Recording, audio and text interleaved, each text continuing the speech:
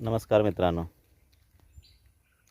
सर्दी खोकला दम्यासाठी उपयुक्त असणारी भारंगीची भाजी.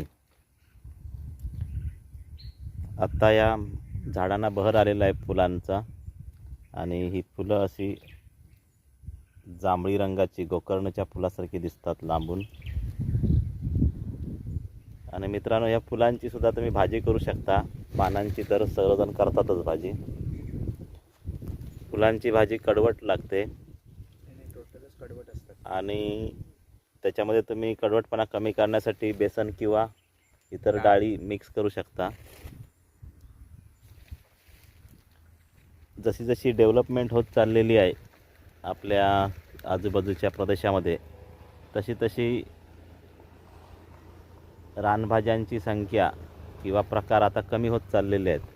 त्यामुळे याचे जतन करणं ही एक आपली सगळ्यांची सामूहिक जबाबदारी आहे.